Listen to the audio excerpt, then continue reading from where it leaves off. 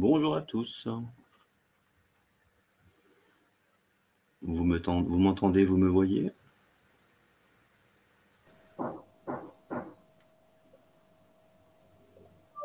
Je vous lis des oui, c'est mon signe. Alors, pour ne rien vous cacher, nous avons 2-3 aléas techniques au menu. Pas forcément techniques, mais organisationnels. Avec des enfants malades, avec des grippes, avec des choses diverses et variées, mais on va tenter de prendre le dessus sur ces aléas et sur la technique. Vous m'entendez raconter ma vie? Bonjour Mathilde, bonjour Thibaut, bonjour Mélusine. Bonjour Stéphane. Et bonjour dans les coulisses de l'exploit de Madame Sophie et de Madame Camille également, qui vont nous appuyer robustement. Alors, on va encore attendre 2 petites minutes pour que l'heure officielle arrive, et après, vous pénétrerez dans le monde merveilleux des sciences comportementales et de la transition écologique. J'ai un horrible petit message en bas de mon écran qui me dit « signal faible ». Ça me terrifie, mais bon, tout va bien aller.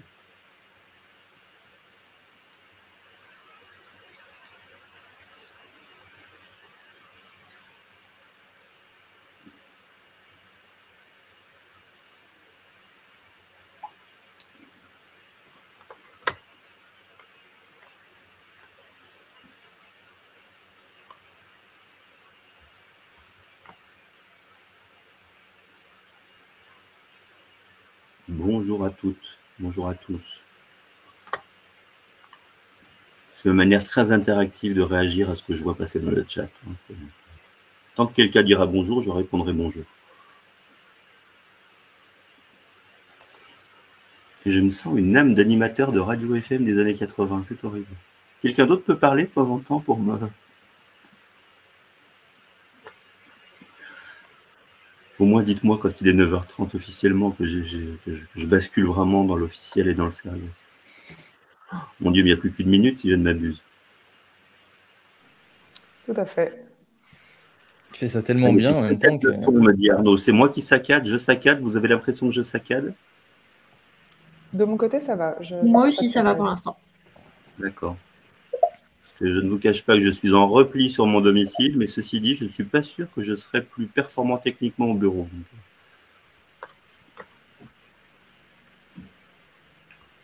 Bon, là, on approche les 9h30. Hein. Je me sens comme ça. Oh, bah, il est 9h30. Allez. Bonjour officiellement à toutes et à tous et bienvenue à ce 9e mardi de l'innovation. Je suis Stéphane Giraud, je suis responsable du pôle sciences comportementales de la DITP et donc on va consacrer cette séquence matinale à la thématique de la transition écologique et des sciences comportementales. Avant d'entrer dans le vif du sujet, de laisser parler les gens utiles qui apparaissent aujourd'hui, enfin à ce moment à l'écran, juste 3 petits points sur cette thématique sciences comportementales et transition écologique. D'abord, les sciences comportementales. Donc, je vais éviter de faire un topo à part entière sur le sujet, mais pour les non-initiés, quelques éléments clés. D'abord, je vais enfoncer une porte ouverte. C'est quoi les sciences comportementales? Eh ben, c'est un ensemble de disciplines scientifiques qui est encore jeune, qui est encore mouvant, comme toute activité scientifique, et qui s'intéresse au comportement. C'était la partie enfonçage de porte ouverte. Derrière, on peut y mettre des choses un petit peu plus raffinées, un petit peu plus subtiles. Donc, on s'intéresse aux déterminants du comportement, notamment en particulier, c'est comme ça en tout cas que je tends à voir les choses, à tout ce qui a trait aux prises de décision individuelles et collectives. Et tout ça, quand on est dans l'action publique, quand on est des décideurs publics, c'est des choses qui fondamentalement peuvent être totalement passionnantes. D'une part, parce qu'on apporte des connaissances qui éclairent cette action publique, on apporte des méthodes scientifiques qui peuvent permettre de tester les choses, des approches expérimentales qui peuvent être utiles pour éviter d'avoir des fausses bonnes idées. Et puis surtout, parce que l'action publique, les politiques publiques surtout, à 99%, et encore je pense que je suis gentil, c'est des sujets qui ont à voir avec les comportements, qui ont vocation à influencer, déterminer, freiner des comportements. Donc on a fondamentalement intérêt à investir ces champs. Et quand on s'occupe de transition écologique, ce pourcentage de 99%, il a tendance à monter à 100%.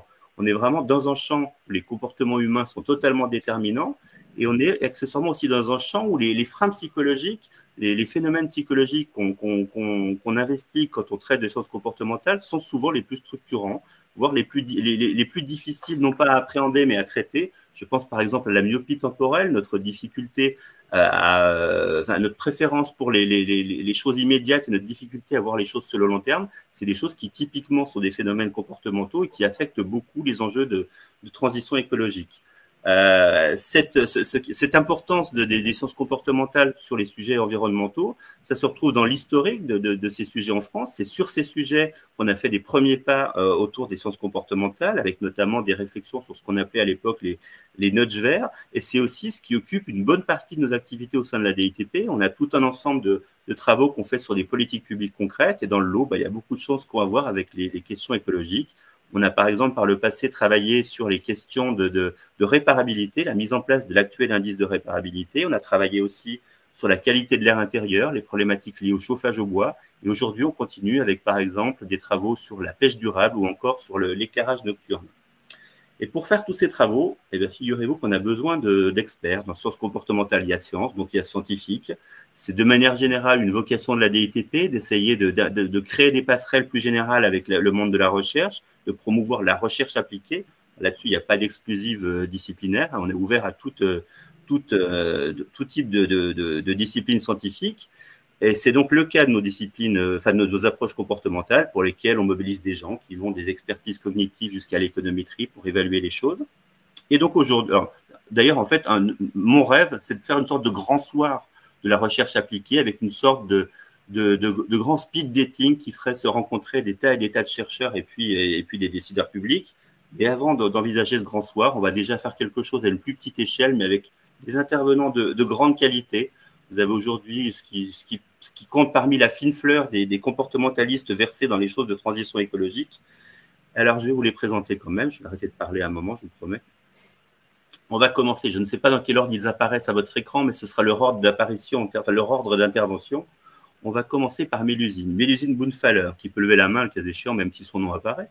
Mélusine, elle est doctorante en sciences cognitives. Ça, vous allez retrouver cette appellation assez régulièrement. Elle enseigne à PSL, elle enseigne à l'ENS, elle enseigne à HEC. Elle est passée par le secteur de l'énergie. Et son parcours l'a convaincu d'une chose qui me va, moi, très bien, c'est qu'il faut savoir adapter la transition écologique à la psychologie humaine. C'est dans ce sens-là, pour moi, qu'il faut voir les choses.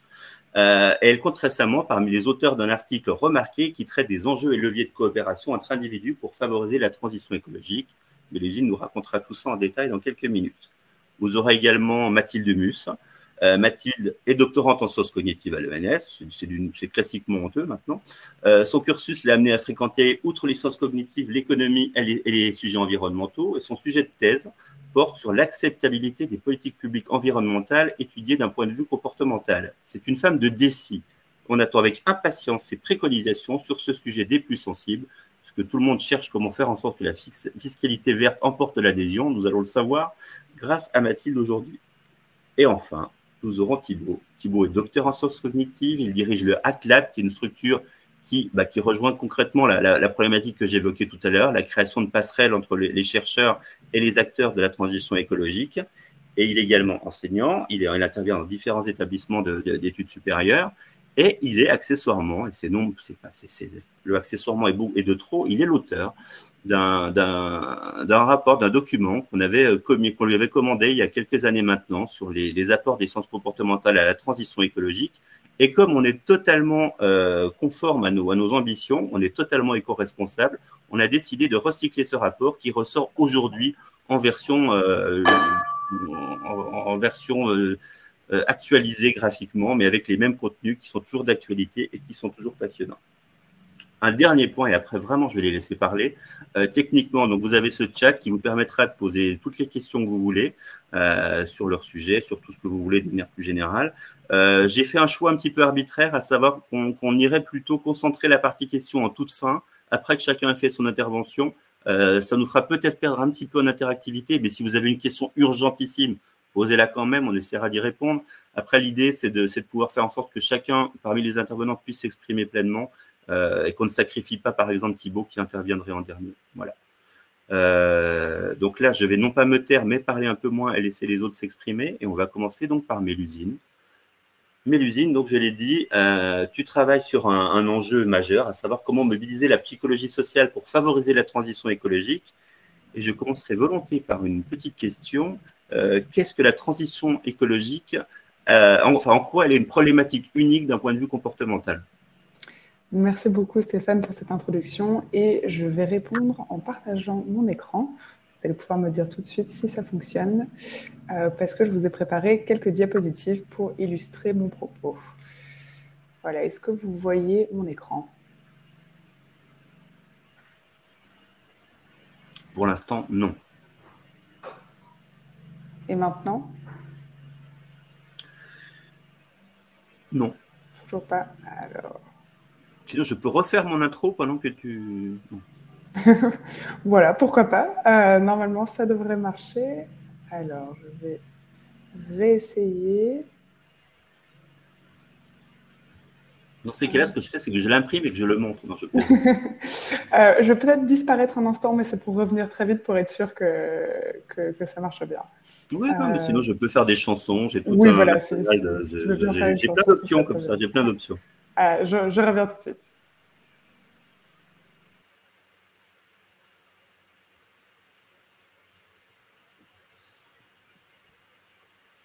Je me demande si c'est le moment où je fais une sorte d'article DITP, peut-être. Connaissez-vous la DITP, la Direction interministérielle de la transformation publique, qui œuvre quotidiennement à la transformation des actions de l'État, à la réforme de l'administration? Et dans ce cadre-là, on mobilise plein de méthodes qui associent les parties prenantes des politiques publiques, parce que c'est comme ça qu'on fait des choses un petit peu plus efficaces. Et c'est dans ce lot qu'on s'est dit un jour, tiens, allons voir les sciences comportementales. Mais on fait ça au même titre qu'on fait des enquêtes d'écoute usagée, qu'on fait du design, qu'on fait plein de choses, qu'on a été également s'intéresser à la participation citoyenne. Bonjour Mélusine. Rebonjour, je refais une nouvelle tentative. Alors, quelqu'un me demande la chanson de la DITP. Non, mais j'y travaille, franchement, j'y travaille. Enfin, j'attends encore quelques mois pour savoir comment actualiser les paroles. Même. Sophie, tu n'aurais pas un plan B en termes de présentation de la... Si, je peux essayer de moi partager les slides. On peut essayer ça, c'est l'idée du plan B. Quand je pense qu'on allait sauver la planète et qu'on va en... C'est dommage. Voilà, je pense que cette fois-ci, ça devrait être bon. Mais sinon, on peut tenter un truc sans image, on peut être un peu foufou. C'est vrai. Ah, oh mon Dieu, bravo Mélusine. Voilà, désolée. Donc, vous devrez Donc, ma question était, mais Mélusine, qu'est-ce qu'il y a de si spécifique en matière de transition écologique d'un point de vue comportemental? Merci beaucoup pour ce rappel. Donc, ce qui rend la transition écologique un problème extrêmement unique, c'est que c'est avant tout une affaire de coopération. Et pour vous en convaincre, je vais d'abord vous parler d'autre chose. Imaginez que, en tant qu'acteur public, vous voulez inciter la population à être en meilleure santé. Pour faire cela, eh bien, il pourrait exister un ensemble de mesures à mettre en place. Vous pouvez essayer de mieux informer la population sur quelle est une bonne alimentation. Vous pouvez essayer de faire des programmes pour inciter les individus à faire plus de sport. Vous pouvez travailler avec des médecins pour faire plus de santé préventive, etc., etc. Et lorsque vous travaillerez sur ces problèmes de santé, eh bien, ce qui est facile, c'est que vous pourrez dire aux gens, si vous faites un effort, eh bien, vous serez en meilleure santé. C'est-à-dire que les bénéfices de l'action des individus seront directement perçus. Si je mange mieux aujourd'hui, eh bien, je serai en meilleure santé demain, et donc mes efforts vont porter leurs fruits. À l'opposition, si quelqu'un d'autre ne fait pas d'effort pour être en meilleure santé, cela ne va pas affecter ma propre santé à moi. C'est une décision qui est individuelle, où les efforts de chacun vont avoir un impact sur la santé de chacun, et il n'y a pas d'interaction entre le comportement des uns et des autres. Donc ça, c'est un type de problématique publique. Maintenant, si on prend le changement climatique, eh bien, on est dans une autre situation. Ce que fait une personne ou une entreprise, une collectivité, affecte l'ensemble de la population. Il y a ce qu'on appelle des externalités négatives. Par exemple, si demain j'arrête entièrement de prendre l'avion ou j'arrête entièrement de consommer de la viande, eh bien, je ne vais pas sauver mon propre petit climat à moi. Il faudra que je prenne en compte le comportement de toutes les autres personnes, non seulement dans mon pays, mais aussi sur la planète, pour savoir qu'est-ce qui va se passer avec le climat. Et donc, c'est pour ça que dans le cadre de la transition écologique, eh bien, on va souvent entendre des phrases comme c'est pas à moi de faire un effort, c'est aux autres. Pourquoi est-ce que je changerais mon comportement si telle ou telle compagnie pétrolière, si telle banque, si telle institution, etc., ne change pas? C'est la faute des entreprises, c'est la faute du gouvernement, c'est la faute des autres. Donc ça, ce sont des choses qu'on entend régulièrement en matière de transition écologique. Et évidemment, ce n'est pas quelque chose que vous entendez forcément dans d'autres domaines d'action publique. On entend rarement « je ne vais pas faire de sport » ou « je ne vais pas faire de régime parce que les employés de la Société Générale ne font pas de sport ». Ça, ce n'est pas quelque chose qu'on entend souvent quand on traite de santé, mais c'est quelque chose qu'on entend souvent quand on parle de climat, de transition écologique. Et donc, cette dimension collective de la transition écologique, elle est toute particulière et elle change notre rapport au comportement, elle change notre motivation. Et surtout, cette dimension collective, elle va mobiliser notre psychologie sociale. C'est-à-dire qu'en matière de climat, les individus ne s'intéressent pas uniquement à leur propre comportement, ils s'intéressent aussi à ceux des autres. Et ça va avoir tout un ensemble de conséquences sur comment faire des actions publiques qui sont efficaces. Alors, comme vous le savez, c'est quelque chose qu'on entend toujours, les humains, les hommes, sont une espèce sociale. Et donc, nous avons tout un tas, nous sommes équipés avec de nombreux mécanismes psychologiques qui nous permettent de gérer nos relations avec les autres. Et pour vous en convaincre, je vais vous montrer une image que vous allez pouvoir observer rapidement. J'espère qu'elle est assez large. Et je vais vous demander, sur cette image, de repérer le visage. Voilà. Normalement, vous devriez tous avoir repéré assez rapidement que sur cette image, il y a un visage. Maintenant, je vais vous demander de repérer le téléphone.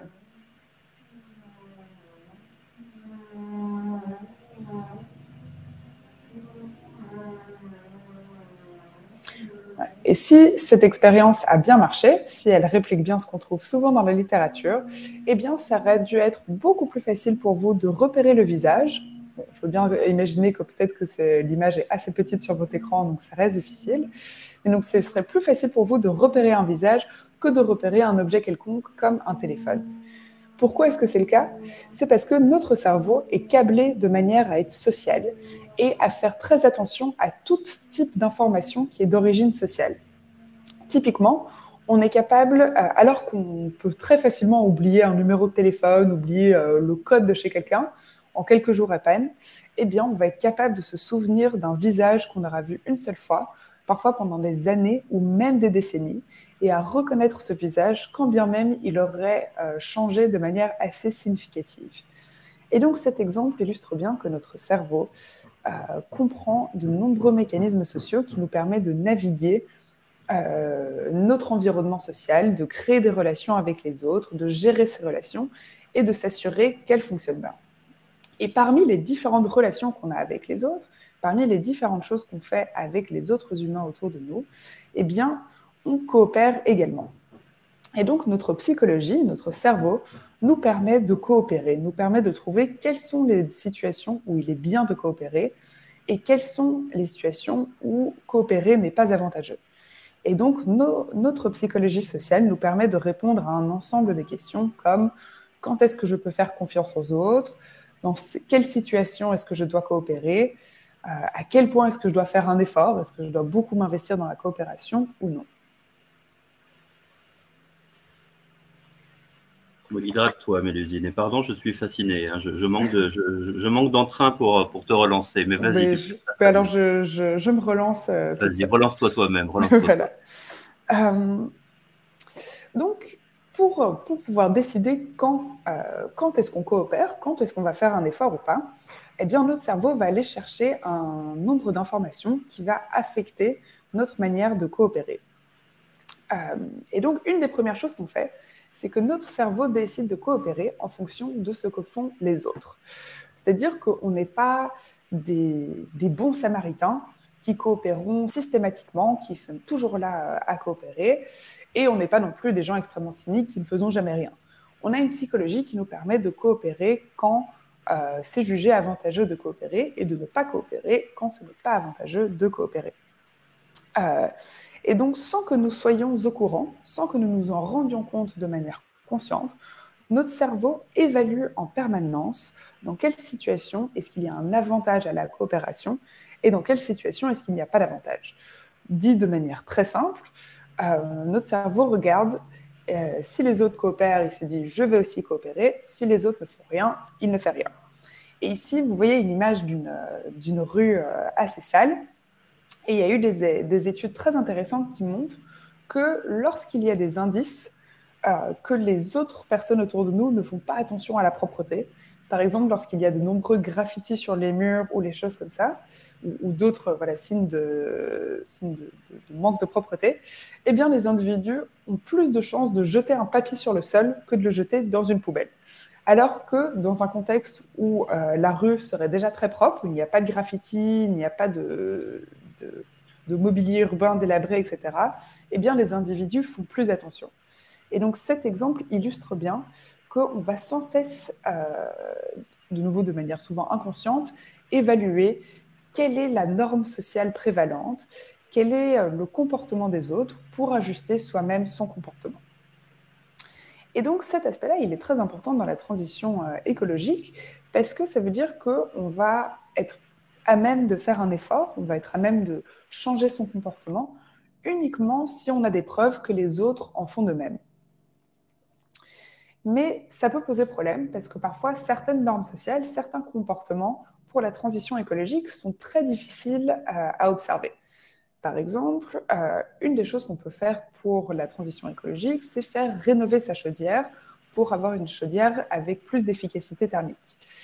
Et donc ici, vous voyez sur une image, voilà, sur la photo, une ancienne chaudière et puis une chaudière rénovée. Cependant, sauf si vous habitez dans le même immeuble que la personne, vous n'allez pas voir si les personnes autour de vous ont rénové ou pas leur chaudière. Et donc, ce manque de visibilité des comportements fait qu'il n'y a pas de norme sociale qui peut s'installer. On ne peut pas avoir une norme sociale d'efficacité des chaudières ou de réparation des chaudières parce que c'est un comportement qui est difficile à observer et donc les normes positives ne se propagent pas facilement. Au contraire, d'autres comportements vont pouvoir plus facilement avoir des normes sociales. On peut penser au transport. C'est plus facile d'observer si quelqu'un est dans sa voiture ou dans un vélo. C'est quelque chose qu'on peut observer facilement. Et donc, des normes sociales comme utiliser une mobilité plus douce peuvent se propager plus rapidement parce qu'elles sont plus facilement observables. Alors, maintenant qu'on sait ça, maintenant qu'on sait que pour promouvoir des normes sociales, il faut les rendre plus visibles pour que les individus aient des indices que les autres aussi sont en train de faire un effort, eh bien, on peut se demander comment utiliser ça pour une action publique plus efficace.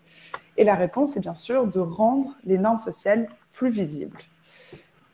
Une chose qui a été faite dans cette direction-là, c'est par le gouvernement anglais qui a décidé de mettre en place un nouveau système d'immatriculation des plaques ou de visualisation d'immatriculation.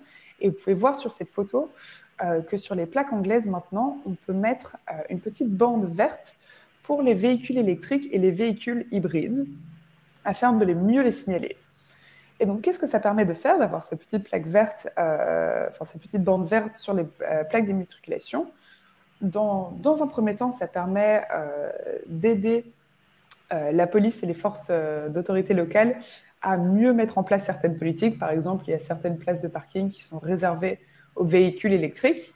Et donc, ça permet de plus facilement vérifier si c'est bien une voiture électrique ou une voiture hybride qui est sur cette place de parking parce qu'elle aura cette petite bande verte sur sa plaque. Mais l'autre chose que cette politique publique a permis de faire, c'est de rendre plus visible le nombre de voitures hybrides ou le nombre de voitures électriques en circulation dans les villes anglaises, car elles sont plus facilement identifiables grâce à cette bande verte. Et donc, en tant qu'individu qui qui se balade dans une ville, il pourra plus facilement voir le nombre d'individus qui sont passés à une mobilité électrique. Et donc, ça peut motiver un individu à lui aussi sauter le pas parce qu'il va voir plus de personnes autour de lui qui ont adopté ce comportement.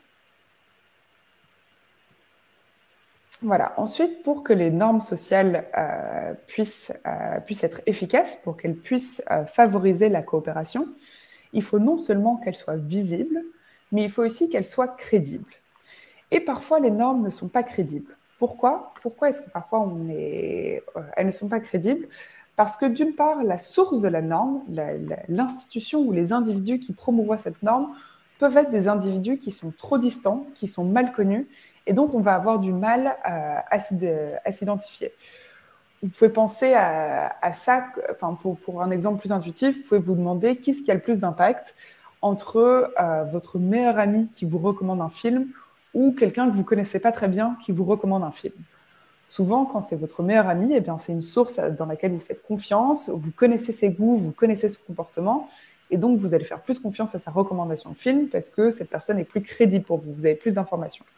Par contre, si c'est une personne que vous n'avez jamais rencontrée, elle aura beau vous dire que c'était le meilleur film qu'elle a jamais vu, peut-être que ce n'est pas une source d'information qui sera jugée crédible parce que vous la connaissez moins bien, vous avez moins d'informations sur ses préférences, sur son comportement, et donc vous allez prêter moins d'informations, d'attention à sa recommandation.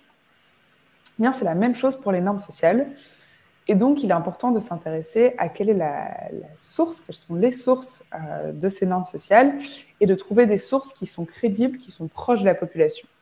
Et donc, au lieu d'utiliser des institutions qui parfois sont trop distantes, comme au niveau ministériel, au niveau national, eh bien, promouvoir des normes sociales par des institutions plus locales peut être plus efficace.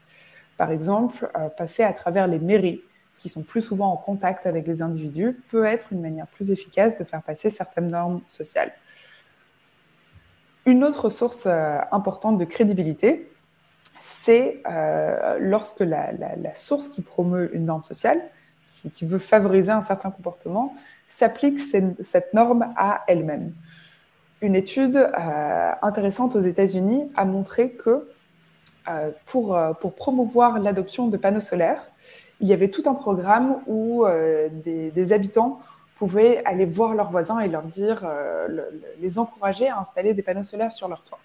Et ce qu'ils ont réalisé, c'est que lorsque les personnes qui encourageaient l'adoption de panneaux solaires avaient eux-mêmes adopté un panneau solaire, eh bien, ils étaient jusqu'à 3 fois plus efficaces pour convaincre les autres d'adopter des panneaux solaires. Parce qu'eux-mêmes avaient adopté ce comportement, donc ils étaient plus crédibles pour promouvoir cette nouvelle norme de changer de source d'électricité. Vous allez me dire, il y a certaines situations où la norme sociale, ce qui est commun dans le comportement, eh bien, ce n'est pas le comportement écologique, mais c'est plutôt le comportement qui n'est pas écologique. Et donc, rendre plus visible le comportement des autres, ce ne sera pas forcément avantageux. Si on pense à la consommation de viande aujourd'hui, une majorité de Français consomment encore régulièrement de la viande, et donc de rendre plus visible la consommation alimentaire des autres, eh bien, ça ne va pas faire avancer les choses parce que ça va simplement rendre encore plus visible le fait que les gens n'ont pas changé leur mode de consommation. Et donc, que faire dans les situations où le bon geste pour la planète n'est pas encore la norme? Comment faire pour quand même promouvoir des nouvelles normes sociales écologiques? Eh bien, une réponse à ça, c'est de parler de la dynamique sociale. Donc, au lieu de dire 80%, disons, je n'ai pas les chiffres exacts, 80% des Français consomment de la viande, ce qui n'est pas très encourageant, eh bien, on va parler des changements de comportement. Et donc de dire, par exemple, que le nombre de Français qui réduisent leur consommation de viande a doublé ces 5 dernières années. Et ça, de parler de l'évolution des normes sociales, ça peut être un levier très efficace pour favoriser la mobilisation des individus, pour favoriser leur changement de comportement, parce que notre cerveau va se dire « Ah, les choses sont en train de changer, d'autres ont fait un changement, donc moi aussi je peux changer ». Et donc parler de ces normes dynamiques peut être très efficace. Donc en tant que décideur public, en tant décideur public, vous pouvez vous demander la prochaine fois que vous voulez favoriser un certain comportement, vous pouvez vous demander, est-ce qu'il y a une dynamique de ce comportement? Est-ce qu'il y a une dynamique de changement sur laquelle je peux communiquer pour inciter les autres à eux-mêmes changer leur comportement? Merci Mélusine pour tout ce développement sur les normes sociales, et j'entends aussi derrière sur la question de l'effet messager. Dans tes travaux, il y a un deuxième levier social que tu mentionnes, à savoir la réputation. On voit ce que ça peut donner au niveau entrepreneurial, par exemple, avec tout ce qui a trait au RSE. Qu'est-ce qu'on peut en faire au niveau individuel? Tout à fait. Donc, on vient de voir que pour coopérer, notre cerveau, il va d'abord se demander est-ce que les autres sont aussi en train de coopérer? Mais il va ensuite aussi se demander est-ce que c'est avantageux pour moi de coopérer? Est-ce que je vais en retirer un bénéfice? De nouveau, on n'a pas besoin d'être cynique sur la nature humaine. Évidemment, les gens aiment spontanément coopérer. On n'est pas sans cesse en train de faire des calculs. Mais quelque part, dans sans forcément que ce soit conscient, notre cerveau est constamment en train de gérer notre réputation. Et donc, ce que les études montrent, c'est que nous sommes plus enclins à coopérer, nous sommes plus enclins à faire quelque chose pour les autres si notre réputation est en jeu. Et donc, ça veut dire que quelque part dans notre cerveau, on est en train de sans cesse s'interroger sur le fait que notre réputation est en jeu ou non. Et donc, plus notre réputation est en jeu, plus on va être enclin à coopérer, moins notre réputation est en jeu, moins on va être enclin à coopérer. Et donc, pour essayer de motiver la coopération, une des choses qu'on peut faire, c'est de passer par la réputation des gens. Et donc, comment peut-on tirer parti de la gestion de la réputation? Une chose, c'est de rendre le comportement individuel plus visible. Donc, quand on a parlé des normes sociales, on a parlé de rendre le comportement des autres plus visible pour favoriser, pour que notre cerveau se rende compte que les autres sont déjà en train de coopérer. Ici, il va s'agir de rendre notre propre comportement plus visible pour me motiver.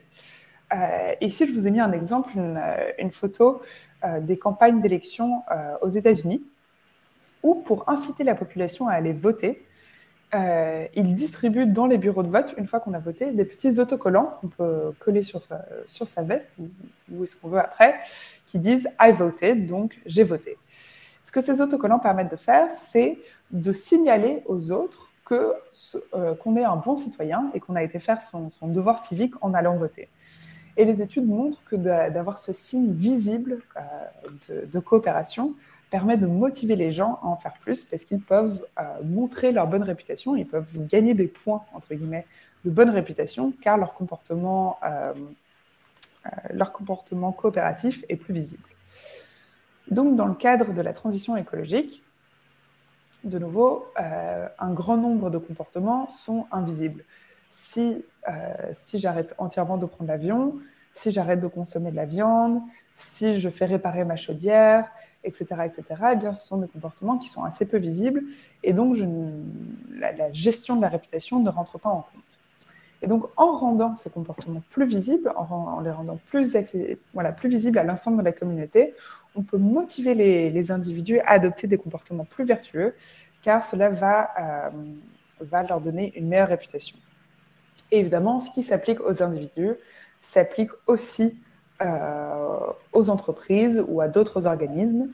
Et donc, en rendant le comportement des entreprises plus visible, en les forçant à communiquer sur leur impact écologique, sur leur empreinte environnementale, eh bien, on va aussi les motiver à en faire plus pour la planète, car leur réputation va être en jeu. En tant qu'espèce sociale, on va donc faire sans cesse attention à notre réputation et gérer notre réputation. Mais notre réputation, elle n'est pas seulement d'apparaître gentil, d'apparaître coopératif. On a aussi envie d'apparaître comme quelqu'un de compétent, comme quelqu'un d'intelligent, de performant, etc. Et parfois, certains aspects de la transition écologique peuvent rentrer en conflit avec d'autres de nos objectifs, avec d'autres aspects de notre réputation. Par exemple, si on a envie d'avoir l'air d'un bon voisin qui fait attention à son jardin, on pourra avoir envie d'arroser régulièrement sa pelouse pour qu'elle soit bien verte et qu'on ait l'air quelqu'un de bien.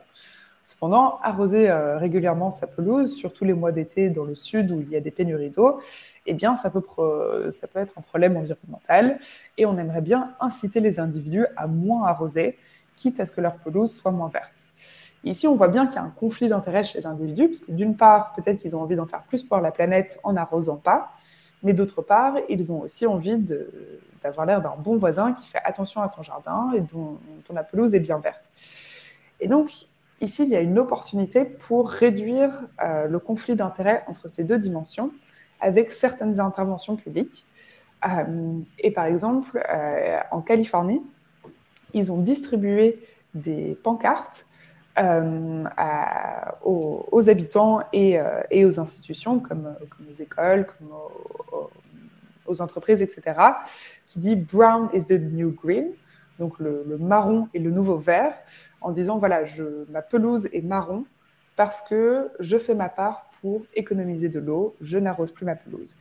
Et donc, en créant ce petit signe visible, eh bien, ça réduit le conflit d'intérêts entre faire une action par la planète et avoir l'air d'un bon citoyen qui fait attention à sa pelouse, parce que ça te permet de dire aux autres, voilà, si j'ai une pelouse marron, si j'ai une pelouse en mauvais état, entre guillemets, eh bien, c'est pas parce que je suis radin ou c'est pas parce que je suis négligent, c'est parce que je fais un geste pour la planète. Ce sujet de la réputation, ça suscite manifestement quelques questions. Tu as donné des éléments de réponse sur la visibilité, on y reviendra, je pense, un peu plus tard. Il y a un dernier levier que tu évoques dans tes travaux, à savoir la question de l'équité, qui nous fera un lien remarquable avec les travaux de Mathilde derrière. Est-ce que tu peux nous en dire quelques mots ? Bien sûr, et je vais finir là-dessus. Donc, on a vu les normes sociales, est-ce que les autres coopèrent ou non, la réputation, est-ce que ma coopération, est-ce que mes efforts vont être visibles, et une dernière question qu'on se pose pour coopérer, c'est à quel point est-ce que je dois faire des efforts ? Est-ce que je dois faire beaucoup pour les autres ou peu pour les autres ? Voilà, et donc notre cerveau va nous permettre sans cesse de calculer l'équité, de voir si chacun fait sa part. Est-ce qu'on est tous en train de faire le même niveau d'effort ou est-ce que je suis en train de faire beaucoup plus que les autres, ce qui ne me plairait pas énormément comme situation. Et dans ce contexte, dans la transition écologique, ça veut dire qu'on va sans cesse regarder est-ce qu'on trouve que les autres individus ou que les autres entreprises sont en train de faire leur part du travail. Et les politiques publiques ou les actions qui seront jugées comme injustes, où il n'y a pas d'équité, vont souvent être rejetées par la population parce qu'elles vont à l'encontre de nos intuitions sur la part que chacun devrait faire. Ce qui veut dire qu'il est important de sans cesse de s'intéresser à quelle est la justice perçue par la population, l'équité, pour qu'une certaine politique publique ne rencontre pas de résistance. Et donc, dans le contexte de la taxation carbone, par exemple, eh bien, pour augmenter l'acceptabilité des politiques publiques, il faut qu'elles soient jugées plus équitables. Et donc, il faut que les coûts et les bénéfices d'une certaine politique soient perçus comme répartis équitablement dans la population, afin qu'il n'y ait pas une partie de la population qui paye tous les coûts et une autre partie de la population qui en reçoive tous les bénéfices. Donc, je vais m'arrêter là parce que Mathilde va reprendre la main et vous parler plus largement de l'acceptabilité des politiques publiques. Quelle transition incroyable, merci Mélusine. Mais on reviendra potentiellement sur tout ce que tu as développé en fin de séance. Mathilde, effectivement, on est sur quelque chose qui rejoint clairement tes travaux. On est sur une thématique de l'équité et de la justice sociale qui, globalement aussi, intéresse les questions de consentement à l'impôt, de justice fiscale. On avait été à nombreuses reprises sollicités sur ces questions de fiscalité verte. Donc, je comprends que tu as les solutions. Donc, vas-y, tu as la main. Tu as la main, si tant est que tu puisses montrer ta présentation. Oui, merci beaucoup. Je vais essayer de partager moi aussi mon écran. Alors... Et comme vous le voyez, le chat permet aussi potentiellement des réponses en temps réel des différents intervenants ou entre vous d'ailleurs. Hein, nous sommes sur un exercice horizontal. N'hésitez pas à vous répondre les uns les autres. Toutes les solutions, toutes les sources d'informations sont les bienvenues. Alors, est-ce que vous voyez mon écran? La réponse est évidemment non, Mathilde, sinon ça ne serait pas drôle. Ah. Alors, testons autre chose. Ah oui, c'est que j'ai pas dit oui. Okay. Je suis sûr qu'au bout du 72e confinement, on saura se servir de ces outils. J'en suis sûr. Exactement. Ah, c'est bon. Je crois que on y est. Oui, bravo Mathilde. Bravo. C'est bon, c'est que j'avais pas accepté le partage. Donc, petit Edali, quels sont les postulats de départ de nos aventures en matière de taxe carbone et de fiscalité verte? Oui, alors donc voilà, la présentation de Mélusine me fait une parfaite transition pour cette intervention-là. Donc déjà, je suis ravie d'être avec vous aujourd'hui pour parler de cette question de l'intersection entre sciences comportementales et environnement qui est présente tous les jours dans ma recherche, donc que je trouve vraiment passionnante. Donc je me présente, je m'appelle Mathilde Mus, je suis doctorante à l'UNS et je suis supervisée par 2 chercheurs en sciences cognitives, Coralie Chevalier et Hugo Mercier. Et en effet, comme Stéphane l'a introduit, donc mon sujet de thèse se concentre sur les préférences citoyennes envers les politiques publiques environnementales. Et sur ce sujet, il y a déjà eu depuis une petite décennie, on va dire, des travaux, mais surtout d'un point de vue sociologique ou économique. Et en fait, il y a très peu de travaux qui portent sur des déterminants comportementaux, cognitifs, par rapport à ces préférences citoyennes. C'est pour ça que c'est cette question vraiment qui a motivé mon doctorat, parce qu'il y a vraiment très peu de recherches encore actuellement sur cette notion d'acceptabilité sociale, mais d'un point de vue vraiment comportemental. Donc aujourd'hui, j'ai fait le choix pour cette intervention de vous guider vraiment pas à pas dans un projet de recherche que j'ai mené depuis le début de ma thèse, pour vraiment vous montrer voilà, comment on peut travailler d'un point de vue de recherche avec des expériences sur un enjeu de politique publique. Et sur ce premier projet, je me suis concentrée sur l'exemple de la taxe carbone. Donc, en guise d'introduction, la taxe carbone est considérée comme un instrument très efficace pour réduire les émissions de CO2 par à la fois les économistes et les experts qui travaillent sur cet instrument. Donc, notamment dans tous les pays où une taxe carbone a été mise en place, on a observé une réduction significative des émissions de CO2. Mais je ne vais pas vous apprendre que cet instrument rencontre une très grande résistance citoyenne dans de nombreux pays. Donc vraiment, la France ne fait pas exception. Le mouvement des Gilets jaunes a été très visible, très médiatique. Mais en fait, dans quasiment tous les pays où une taxe carbone soit a été mise en place, soit a tenté d'être augmentée, on a vraiment eu ces mouvements d'opposition des citoyens à cet instrument. Mais ce n'est pas le fin mot de l'histoire, c'est-à-dire que en fait, les chercheurs ont remarqué qu'il n'y a pas vraiment une opposition en bloc à cet instrument qui est la taxe carbone. En fait, l'acceptabilité sociale, elle dépend énormément des attributs de la taxe, de ses caractéristiques d'implémentation. Et le résultat le plus clair dans la recherche académique sur ce sujet, c'est que les citoyens ont vraiment une nette préférence pour que les revenus de la taxe carbone soient affectés à des projets environnementaux. C'est vraiment le résultat le plus robuste qu'on ait dans cette littérature académique. Donc, juste une petite définition de ce qu'est l'affectation, et je m'excuse pour les gens qui travaillent en finances publiques et qui doivent voir cette notion tout le temps. Ça s'appelle aussi du fléchage de revenus, et en anglais, le terme consacré, c'est earmarking. Et donc, ça concerne les pratiques budgétaires où, lorsqu'on a des fonds qui sont collectés par une politique publique, ces fonds sont alloués à un secteur ou à un programme spécifique qu'on choisit à l'avance. Donc, les autorités disent, ben voilà, là, les revenus de la taxe vont être utilisés pour ce secteur, pour ce programme, et ne seront pas en fait mis dans le pot commun de l'État comme c'est fait habituellement quand il n'y a pas d'affectation. Alors, on veut bien te croire, Mathilde, mais est-ce que tu peux objectiver un peu les mécanismes qu'il y a derrière ces préférences? Tout à fait. Donc, en fait, c'est exactement la question de recherche qui a motivé mes travaux. C'est qu'on a vraiment cette préférence nette pour une affectation de la taxe carbone pour des revenus verts. Mais en fait, pourquoi ?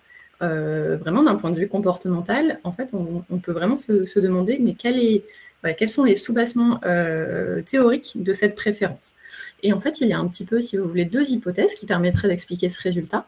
Soit les individus considèrent que l'environnement est un domaine de dépenses prioritaire, quelle que soit la taxe, c'est-à-dire que n'importe quelle taxe générerait cette volonté de dépenser les revenus pour le domaine vert, parce que les individus peuvent considérer que l'environnement, c'est le domaine le plus prioritaire et qu'il faut affecter des fonds à ce domaine.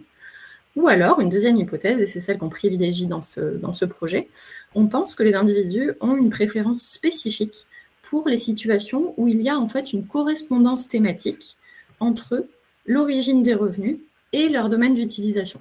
Donc ici, dans le cas de la taxe carbone, on a des revenus qui viennent d'une taxe environnementale et qui vont être utilisés, si on respecte les préférences des citoyens, dans le domaine de l'environnement. Donc, on a vraiment cette correspondance thématique.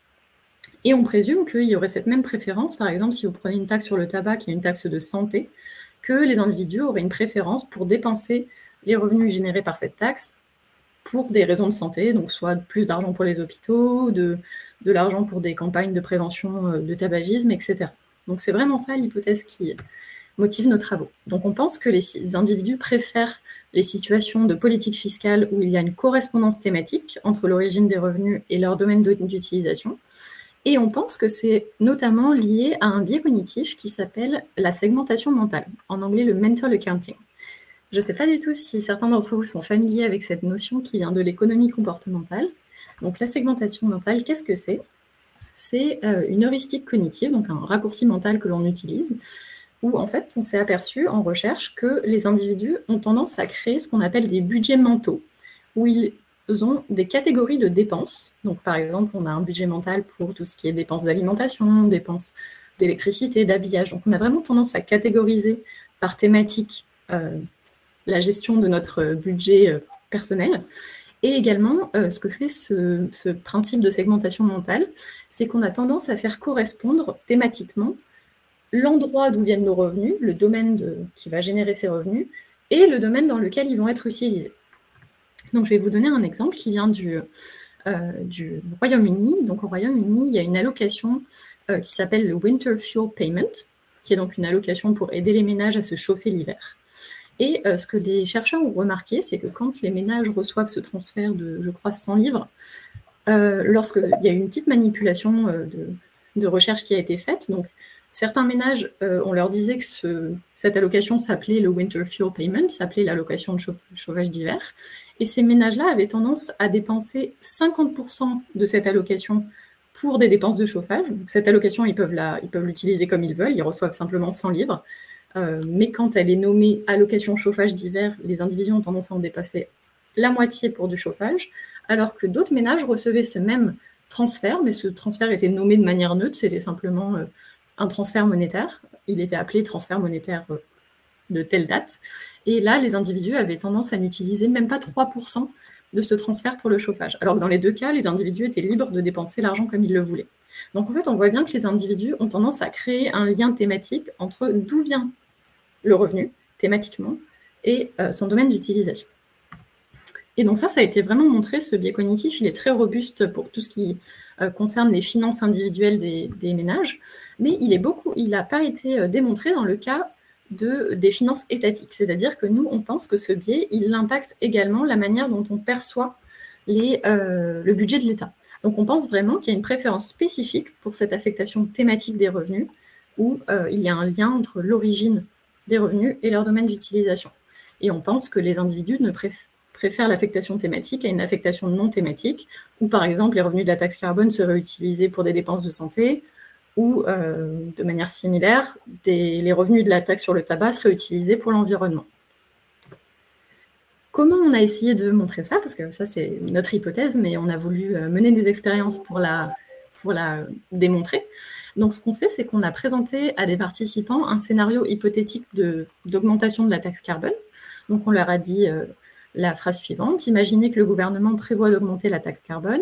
Cette augmentation va générer 1,5 milliard d'euros. Bien sûr, c'est hypothétique, hein, c'est juste pour le scénario. Le gouvernement a décidé que ce revenu sera... Et là, les participants voient un des trois scénarios suivants. Donc, de manière aléatoire, soit ils voient le scénario 1, soit ils voient le scénario 2, soit ils voient le scénario 3. Donc, dans le scénario 1, le revenu est affecté à la protection environnementale. Donc là, on est vraiment dans ce cas de l'affectation thématique dont je parlais juste avant. Dans le scénario 2, le revenu est affecté à un autre domaine que l'environnement. Donc là, on a une affectation qui n'est pas thématique. Et le scénario 3, c'est un scénario contrôle, c'est-à-dire que c'est un scénario où il n'y a pas d'affectation. Donc là, dans ce cas-là, le revenu est réparti dans tous les domaines de dépenses publiques. Il est mis dans le pot commun de l'État, comme c'est fait quand il n'y a pas d'affectation. Ce qu'on mesure, c'est le soutien des participants pour le scénario présenté. Donc, ils ont une échelle de 0 à 10.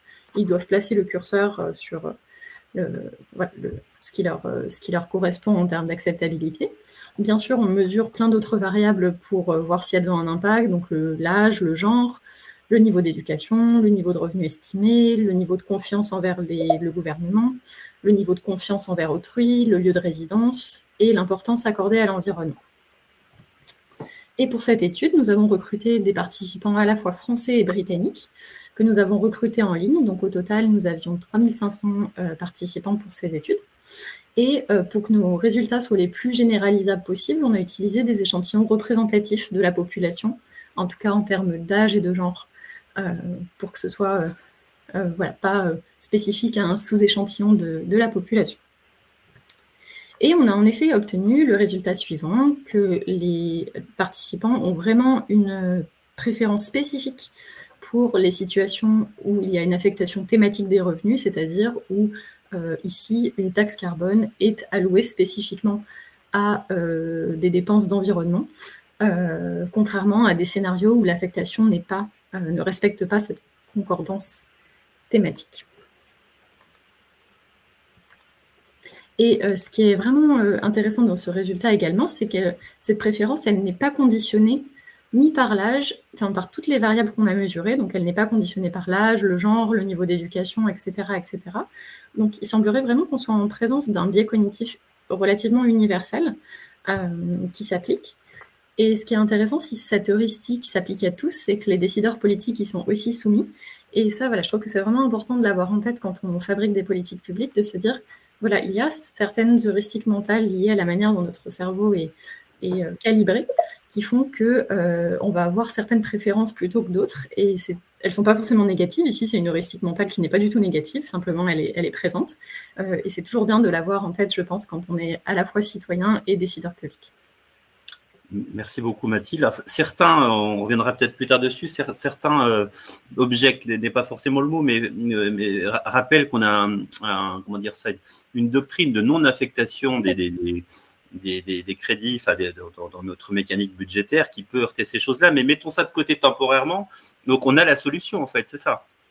Alors, donc justement, c'est intéressant que vous disiez ça, c'est tout à fait vrai. On a tendance à ne pas aimer, quand on est décideur public, l'affectation. Il y a même voilà, un principe de ne pas l'appliquer. Après, il y a quand même des exceptions dans les finances et françaises et dans d'autres pays d'utiliser de l'affectation parfois. Mais voilà, ici, moi, je ne suis pas du tout sur un côté légaliste de ce qui est possible ou pas. C'est vraiment, j'étudie qu'est-ce que les citoyens préféreraient si on pouvait mettre en place certains schémas de taxe carbone. Et comme il est possible de faire des exceptions et de permettre l'affectation parfois, voilà, c'est vraiment un compromis de savoir si ça vaut le coup ou pas en termes d'acceptabilité, de se dire, bah là, il faudrait peut-être faire de l'affectation parce que c'est très important pour les citoyens, ou ne pas le faire parce qu'on considère vraiment qu'il y a des bonnes raisons de ne pas faire de l'affectation. Voilà, moi, je ne suis pas du tout sur cette... Voilà, donc on est sur le souhaitable, et sur le souhaitable, on a la solution. Voilà, et du coup, on se dit sur ce que les gens préfèrent, bah, très bien, on a trouvé cette solution-là. On peut se dire, bah, très bien, faisons une taxe carbone si l'affectation voilà, est possible, affectons tous les revenus à la protection de l'environnement. Mais en fait, là où ça pose un petit peu problème de voir les choses comme ça, c'est que si on se place voilà, dans les chaussures d'un décideur public, on pourrait vouloir utiliser les recettes de la taxe carbone pour différentes dépenses, pour remplir différents objectifs.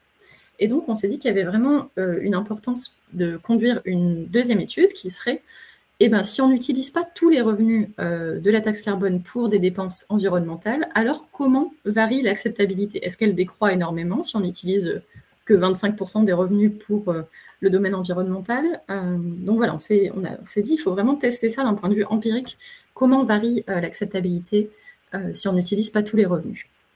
Donc on a présenté à 1100 Français et 1100 Britanniques l'un des 5 scénarios de taxe carbone suivants. Donc soit 0% des revenus est alloué à la protection de l'environnement, donc là on a un scénario comme tout à l'heure qui n'a pas d'affectation.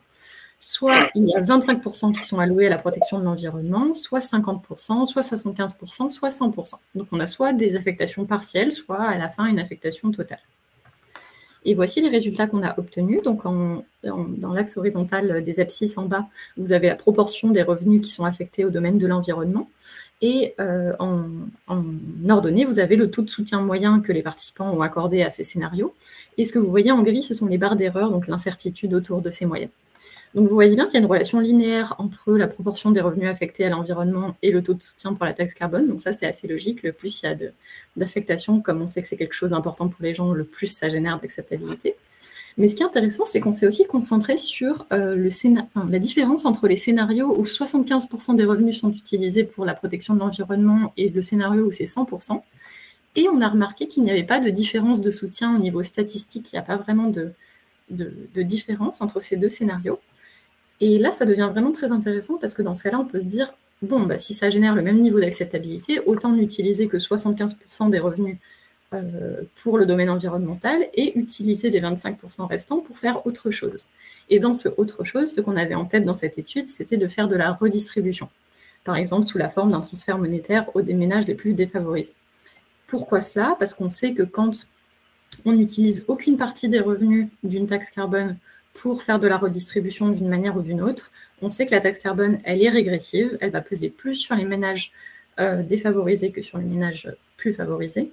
Et donc, il est vraiment extrêmement important de faire de la redistribution, en tout cas au moins partielle, des revenus de la taxe carbone. Et plusieurs études d'économistes ont montré qu'en fait, il suffit d'utiliser une partie des revenus pour faire ça.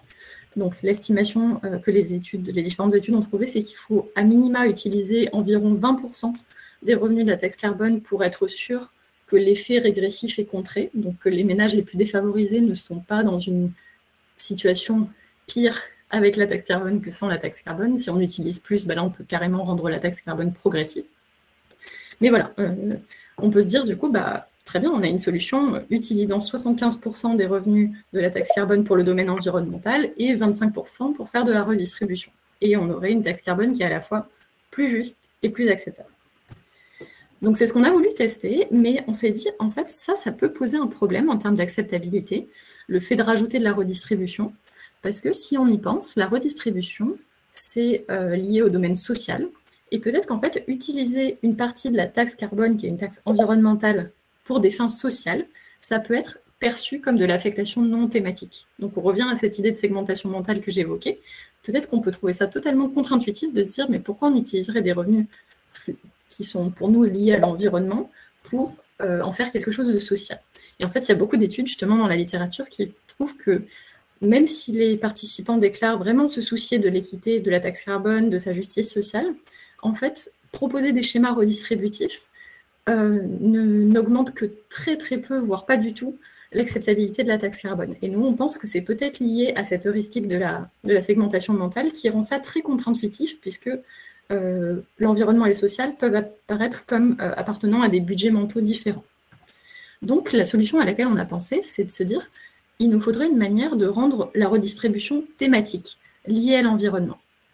Et ce à quoi on a pensé, c'est d'utiliser un transfert monétaire aux ménages les plus défavorisés pour que ce soit redistributif, mais que ce transfert ne puisse être utilisé que pour des dépenses éco-responsables. Par exemple, de l'aide pour isoler son logement, un forfait plus avantageux pour adopter des mobilités durables, etc.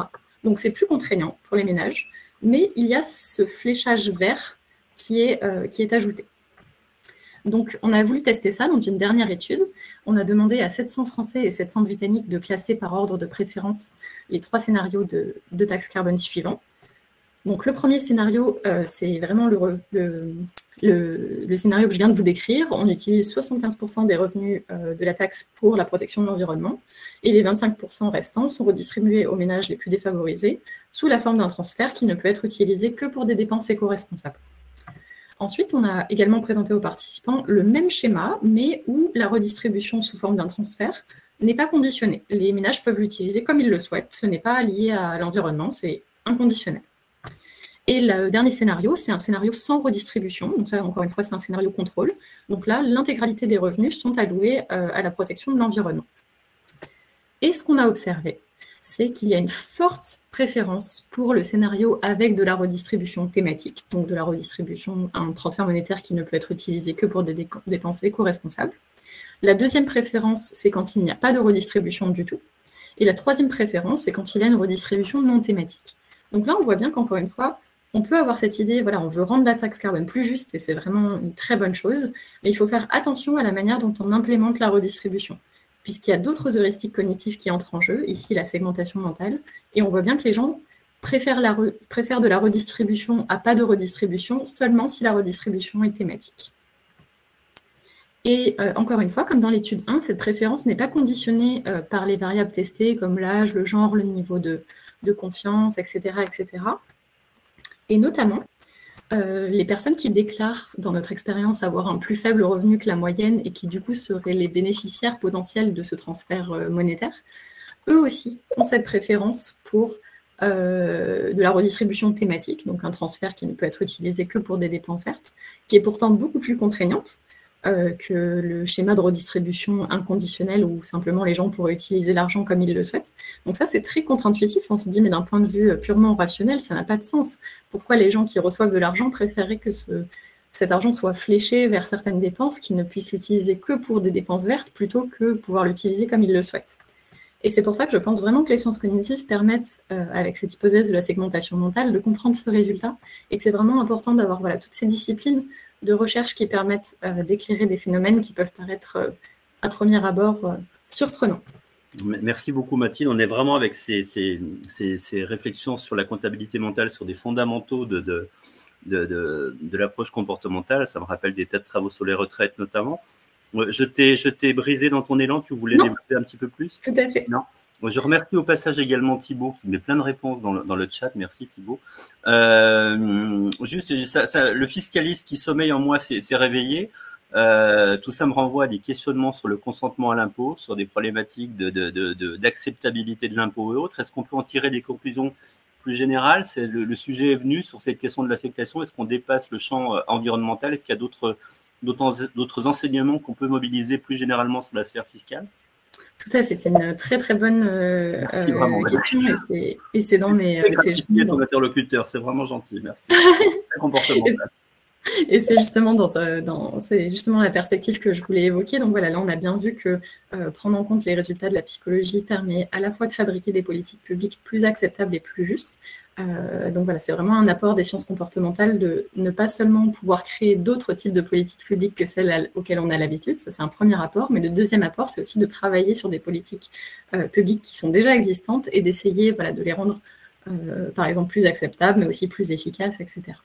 Et justement, comme tu le mentionnes, Stéphane, on n'a pas de raison de croire que ce mécanisme qu'on développe là de segmentation mentale, de comptabilité mentale, ne se produirait que pour le domaine environnemental. On pense que ce mécanisme devrait être présent pour tous les domaines fiscaux, donc notamment, j'ai déjà parlé de la taxe sur le tabac, on pense vraiment que les individus ont une préférence pour que les revenus soient fléchés pour la santé. Également, une taxe sur l'héritage, on peut penser que les individus auraient une préférence pour que ce soit affecté au domaine social, des inégalités, etc. Donc voilà, vraiment d'un point de vue cognitif, c'est un mécanisme général qui devrait s'appliquer normalement. On peut aussi se demander si ça vaut pour tous les pays, ou s'il y a des différences de culture. Donc là, on a testé en Angleterre et en France, on voit que ça s'est validé, mais il faudrait voir si dans d'autres pays, ce résultat tient aussi. Et je voudrais juste finir sur comment on peut décliner ça en fait sur le terrain pour des décideurs. Donc là, bien sûr, on est dans des scénarios de recherche, dans des expériences en laboratoire de manière très contrôlée. C'est des scénarios hypothétiques.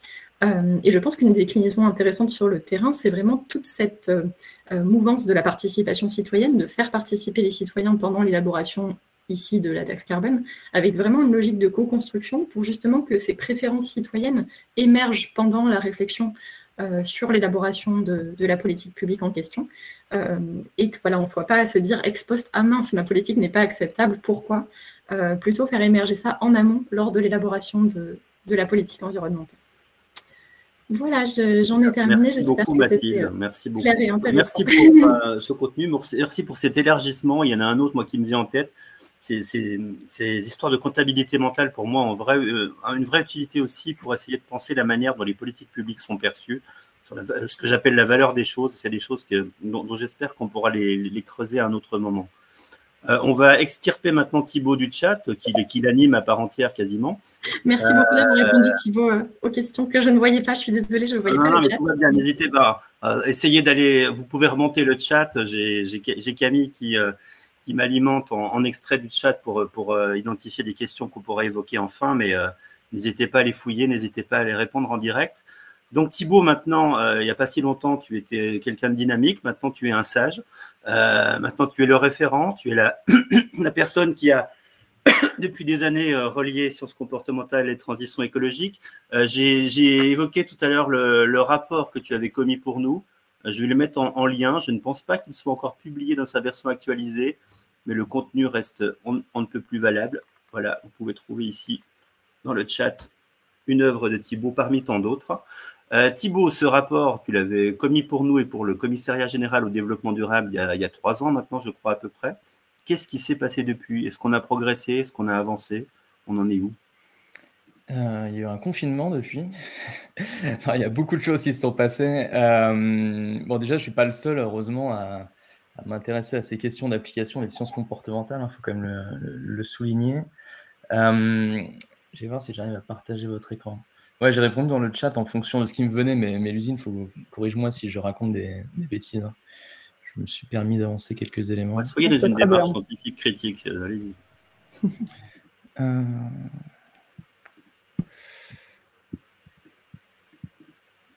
faudra qu'on fasse officiellement un décompte du temps de lancement de PowerPoint. C'est clair, mais je pense qu'avec l'âge, c'est pire.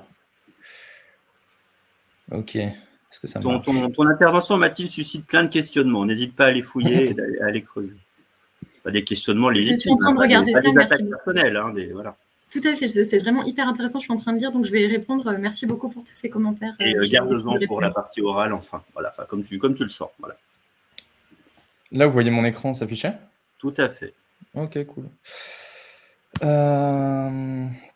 Donc le bilan triennal. Qu'est-ce qui s'est passé depuis 3 ans où ce rapport, en fait, c'était un peu la première incursion en fait dans ces thématiques. On avait tenté en fait avec ce rapport d'essayer de faire un état des lieux en fait de ce que les sciences comportementales, donc cognitives, sociales pouvaient apporter en fait à ces politiques publiques environnementales et à ces enjeux de transition écologique.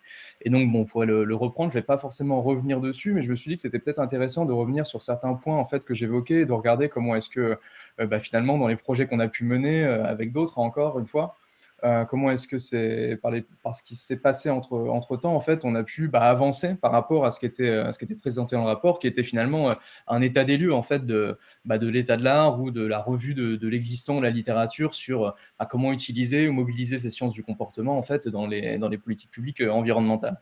Et un premier point qui m'a traversé en le relisant, ça fait un moment que je m'étais pas relu.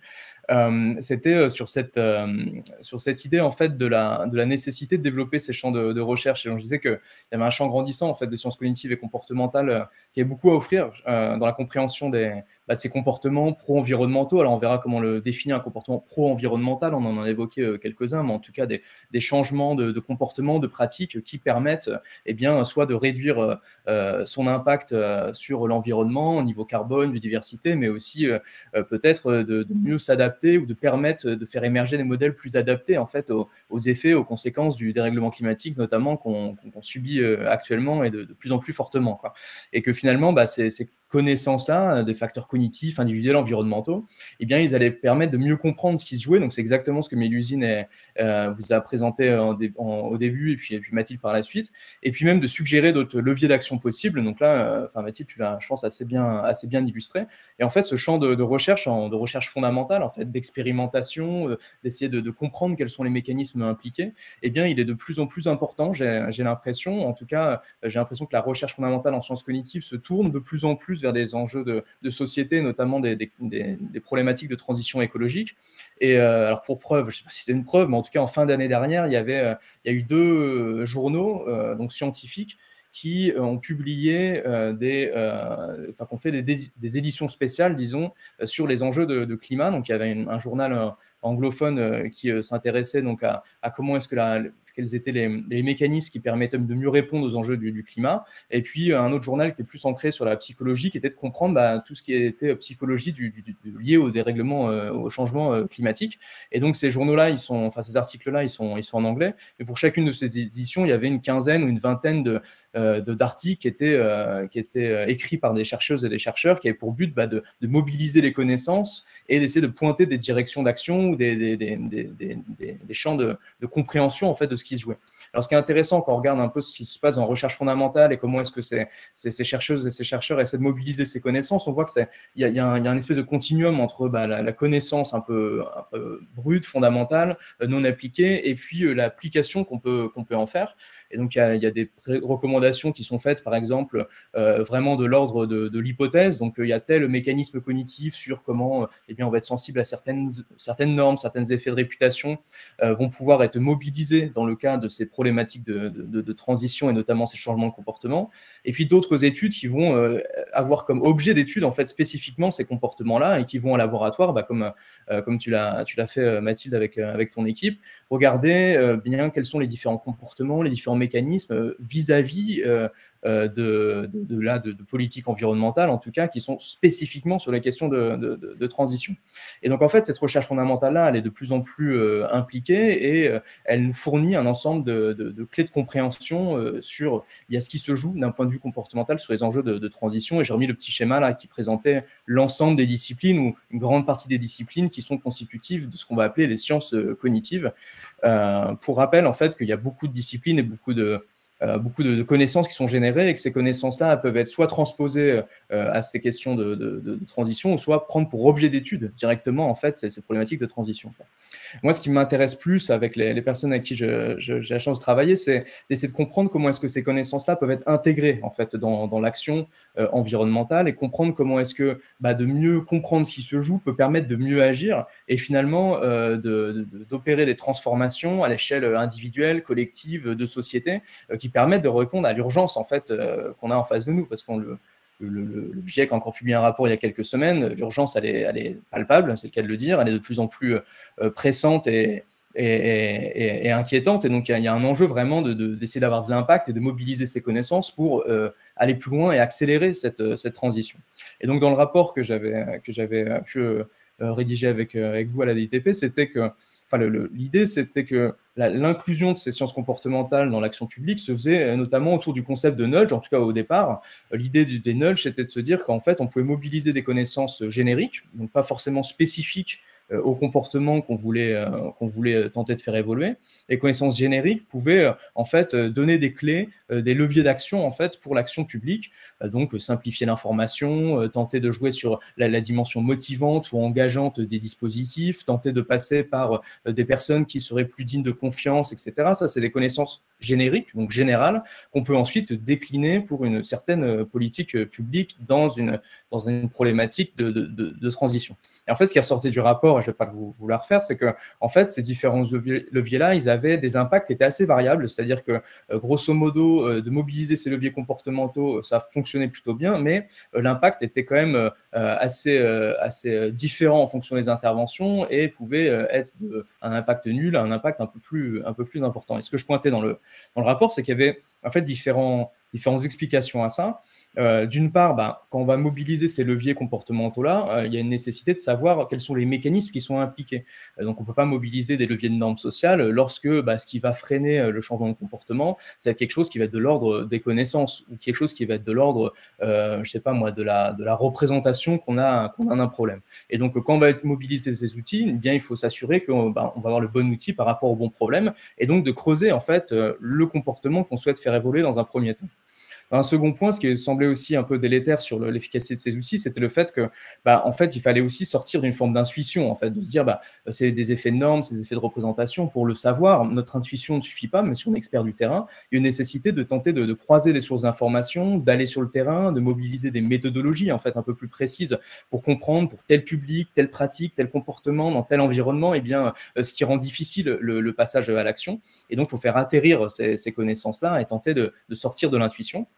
Et puis aussi de tenter, et c'est ce que tu disais Stéphane au début, d'expérimenter, alors de piloter, d'aller sur le terrain, d'essayer de voir ce qui est plus susceptible de fonctionner ou non, la réaction qui peuvent être suscitées par telle politique publique, puis ensuite en aval, de tenter de l'évaluer et de regarder l'effet que ces actions publiques ont eu, soit directement sur le changement de comportement, soit sur des représentations qu'on peut avoir, soit sur le fait de pousser simplement le sujet dans l'espace public. Donc, il faut voir aussi le critère d'impact qu'on se fixe.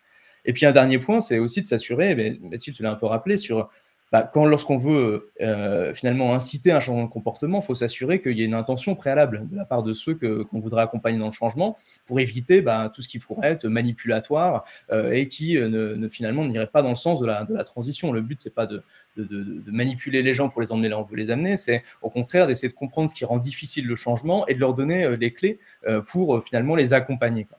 Et donc, ces connaissances en sciences cognitives et sociales, en fait, elles permettent pas d'avoir une grille d'analyse normative sur comment les gens agissent de manière générale, ou alors une collection de leviers d'action qu'on peut mobiliser un peu comme une boîte à outils où on irait piocher tels outils et les intégrer dans l'action publique, mais plus comme des clés de lecture et des outils d'analyse qui nous permettraient en fait de poser des hypothèses sur une problématique spécifique, sur ce qui est bloquant, pour finalement tenter de trouver la manière la plus évidente d'accompagner le changement. Et donc, il faut vraiment voir, en tout cas, c'est ce qu'on a essayé de faire dans les différents projets qu'on a pu mener avec d'autres, hein, c'est que l'approche comportementale, finalement, donc c'est pour sortir des écueils de ce qu'on va appeler le nudge, ces approches comportementales, il faut les voir comme des démarches d'accompagnement au changement, en fait. Où on va, donc là j'ai repris le schéma que vous aviez fait à la DITP, Stéphane, qui est maintenant que vous devez un peu tous connaître, toutes et tous. Très bon schéma. Très bon schéma, qui est dans un premier temps d'essayer de comprendre de quoi on parle, quand on parle de comportement pro-environnemental, de quel comportement on parle, chez quel public, dans quel environnement, lequel de ces changements est le plus prioritaire vis-à-vis des critères qu'on se fixe. Bref, déjà spécifier ce qu'on veut comme faire évoluer comme changement, et ensuite d'essayer de travailler à savoir quelles sont les difficultés qui sont rencontrées par les publics qu'on veut aller mobiliser sur ces questions pour les accompagner dans le changement. Donc finalement, ces clés de lecture en sciences cognitives qu'on vous a présentées permettent de poser des hypothèses un peu plus crédibles, un peu plus robustes, et de tenter de les tester sur le terrain ou même à partir de terrain. Et donc, quelque part, dans ces approches-là, on va renverser la problématique. Au lieu de partir des connaissances qu'on a et de tenter de forcer ces connaissances sur l'esprit humain dans l'action publique, eh bien, on va partir des problématiques d'action publique et c'est de comprendre ce qui rend le changement difficile. Et là, regarder quelles clés d'analyse, quelles clés de lecture on peut mobiliser pour faire sens des difficultés et de comprendre, d'ouvrir un peu la boîte de Pandore de ce qu'on appelait le facteur humain, quoi. Parce qu'on voit bien tous qu'il y a une dimension humaine là-dedans, mais on a du mal à la caractériser, à la comprendre, quoi. Et donc, l'enjeu ici, ça va être finalement d'outiller des acteurs de la transition, ici des acteurs publics, de clés de lecture qui vont être un peu moins fausses, un peu moins intuitive, un peu moins naïve en fait des comportements humains, dans une approche qui va être un peu plus rigoureuse de l'action pour éviter les écueils comme soit l'inefficacité, donc on dépense du budget pour sensibiliser alors que finalement la sensibilisation à telle problématique n'était pas le sujet, c'était peut-être l'organisation de l'espace public, donc l'efficacité ça nécessite quand même de mesurer l'impact, hein. Soit les effets rebonds, donc Mathilde en a un peu parlé avec les mouvements de contestation vis-à-vis des taxes qui étaient considérées comme injustes et mal gérées vis-à-vis du carbone, un simple rejet aussi de ces politiques qui finalement, il n'y a pas d'intention préalable, ou des inégalités qui, lorsqu'on déploie un outil de politique publique, peut finalement conduire à des effets différents et parfois accroître des inégalités qui étaient existantes. Et d'autre part, et ça je trouve aussi intéressant dans ce qu'on a pu faire, c'est que ça permet d'enrichir en fait la compréhension de ces dynamiques complexes quand on parle de transition écologique et notamment de changement de comportement ou changement de dynamique sociale. Donc ce schéma-là, en trois parties, on peut le décliner, le préciser. Et en fait, on a avec l'agence de conseil NF Études, et je ne sais pas si Nicolas est dans l'assistance, ou peut-être Camille Cliffy qui travaille avec moi sur le sujet, on a essayé de regrouper ensemble en fait c'est finalement ces différents outils, ces différentes grilles d'analyse, ces différentes étapes dans une formation en fait pour le ministère de la transition écologique, et on va le décliner dans une forme de guide de facilitation où pour chaque étape on va tenter de présenter quels sont les outils qui sont disponibles, parce que maintenant l'eau a coulé sous les ponts, donc il y a pas mal d'outils déjà qui sont disponibles, quelles sont les étapes à suivre, les écueils à éviter, les expertises à mobiliser, etc. Donc là, on arrive à un point où finalement, ce schéma assis et les outils qui sont déclinés, qui sont poussés par la DITP notamment, ils sont assez bien connus, et donc de les rendre homogènes et d'aller dans une dimension plus de formation, d'acculturation, et d'aller équiper en fait les acteurs publics de ces différentes clés. Il y a un point qui me semble, donc ça reprenait ces citations du rapport, justement, il y a un point qui me semblait intéressant à aller souligner, c'est que ce qu'on essaie de faire dans les projets, c'est d'intervenir en fait le plus en amont possible de l'action pour interroger ce qu'on va appeler les théories du changement. Les théories du changement, c'est ce qui va précéder l'engagement dans une action publique, ça va être en quoi faire évoluer tel comportement ou telle pratique chez tel public dans tel contexte permettrait de répondre au mieux à un objectif de politique publique fixé. Donc si on veut faciliter la mobilité douce et le fait que, de se passer de la voiture individuelle et de sortir de l'autosolisme, quel type de pratique on voudrait faire évoluer, chez quel public en particulier, dans quel contexte. Et donc pour ça, il faut faire ce qu'on appelle une théorie du changement, d'essayer de regarder, pour prioriser finalement et tenter d'augmenter l'impact, quelles sont les personnes qui sont les plus à même d'opérer un changement et qui ont la plus grande marge de manœuvre, mais aussi la plus grande marge finalement d'impact sur la problématique globale. Quels sont les comportements qui sont les plus concernés. Donc là, par exemple, j'ai mis différents comportements en fonction de leur empreinte carbone. Donc, est-ce que c'est changer de régime alimentaire? Est-ce que c'est tenter de prendre le vélo, etc. Si on veut réduire les émissions de carbone par individu, il faut savoir aussi de quel comportement finalement est prioritaire en fonction des ordres de grandeur et de l'impact. Et là, le petit schéma sur le côté gauche, c'est en fonction du niveau de salaire, de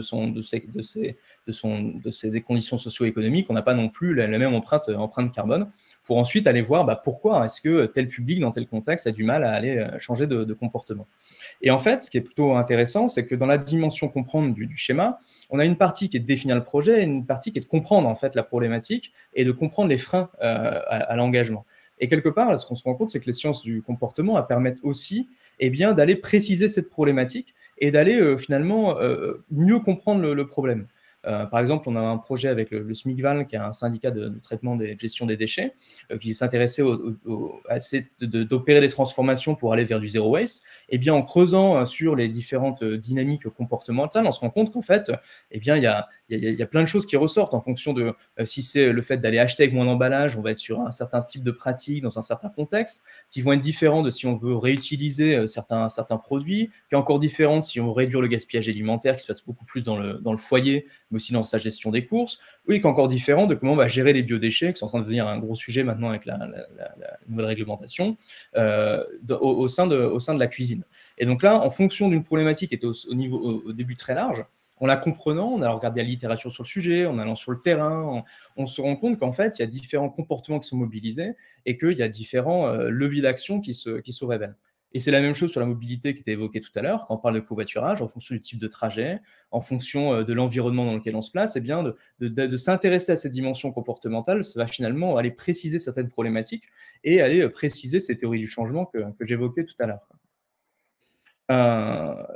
Un dernier point, peut-être avant de passer à la suite, c'est qu'on peut aller même plus loin, ce qu'on a essayé de faire sur la dimension d'artificialisation des sols, c'est qu'au lieu de s'arrêter à qui, dans quel contexte, fait quoi et comment faire évoluer ces pratiques, on peut essayer de mobiliser cette science du comportement pour mieux comprendre un système dans lequel sont enfermés un certain nombre d'acteurs pour une problématique complexe. Donc l'artificialisation des sols par l'habitat, ça va mobiliser un certain nombre d'acteurs, élus, habitants, promoteurs, etc. Et donc chacun est figé un peu dans un type de pratique, un ensemble de perceptions. Et donc avec le projet qu'on avait mené avec l'agence City pour le département de la Seine-Maritime, on a tenté de comprendre quels étaient les différents acteurs impliqués dans cette problématique. Pour chacun de ces acteurs, essayer de trouver les marges de manœuvre de chacun, mais aussi les interrelations. Parce que parfois, il y a des comportements qui dépendent, qui sont conditionnés par des comportements d'autres. Et ensuite, au niveau de chaque acteur, d'essayer de comprendre quelles étaient les difficultés rencontrées. Et donc, on a fait du terrain, on a fait des focus group, on a fait des questionnaires, bref, on a déployé toute la batterie de méthodologies qu'on a en sciences comportementales pour tenter de préciser, en fait, quels seraient vraiment les points un peu névralgiques de ces systèmes pour opérer des transformations un peu plus systémiques. Et donc, en sortie de ce projet, ce qu'on en fait actuellement, on a des outils qu'on va déployer maintenant, en tout cas qu'on va tenter de développer et mettre en accès libre sur comment on peut cartographier en fait ces jeux d'acteurs et ces marges de manœuvre dont je parlais dans le chat tout à l'heure, pour faire des recommandations sur quel levier, auprès de quelle population, de quel public, quelle action conjointe on peut mener de manière à tenter de faire basculer, là en l'occurrence, le fait de changer son rapport à l'habitat et finalement de construire des logements plus denses et moins artificialisés. Et donc là-dessus, il y a des recommandations qui sont non comportementales, donc ça peut être de la formation, donc ça peut être porté en interne par des agents territoriaux. Et puis on a des recommandations qui nécessitent un peu des apports qu'on va travailler maintenant. Et puis après, il y a des recommandations qui sont purement les interventions comportementales, d'aller tenter de repenser des imaginaires d'élus sur un territoire, etc. Voilà. Merci pour cet état des lieux quasi exhaustif. Essayez. Maintenant qu'on a vu derrière nous, qu'est-ce que tu vois devant nous? Qu'est-ce qui se profile? Qu'est-ce qu'on peut espérer? Qu'est-ce qu'on doit faire? Alors moi là-dessus, j'ai des idées et des convictions, mais des idées et des convictions de logisticien de l'action publique. C'est-à-dire que moi, j'essaie avant tout de penser l'organisation de tout ça, comment faire en sorte que ça vive concrètement, Ouais. avec des enjeux concrets qui sont comment internaliser ces compétences dans l'action publique, comment créer concrètement ces passerelles, ce qui veut dire casser une cinquantaine de silos, silos entre administration et recherche, silos dans les administrations, silos dans la recherche. Je ne sais pas si tu as un avis sur ces questions organisationnelles ou c'est davantage des questions de fond qui t'intéressent, mais comment vois-tu demain? Sachant qu'il nous reste, mon Dieu, mais qu'il nous reste moins de 10 minutes pour aborder demain. Tout est calculé, Stéphane.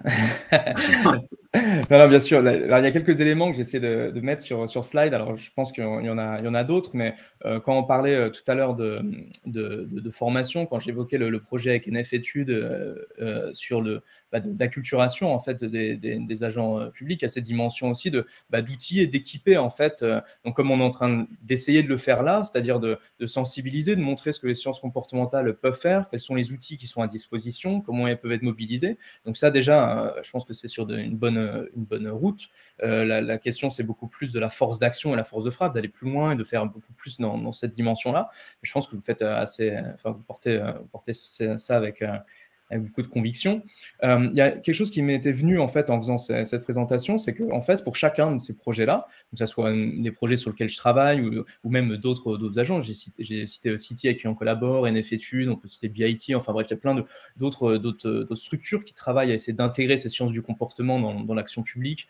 Alors sur les questions de transition écologique dans lesquelles je suis spécialisé, ça va dépendre des projets bien sûr, mais en fait pour chacun de ces projets-là, la dimension de comprendre, diagnostiquer, d'essayer de regarder quelles sont les connaissances qui sont mobilisables pour tenter de décrypter une problématique et de tenter de la comprendre et d'en faire sens et regarder quelle est la dimension comportementale, bref, de mieux comprendre pour justement mieux agir.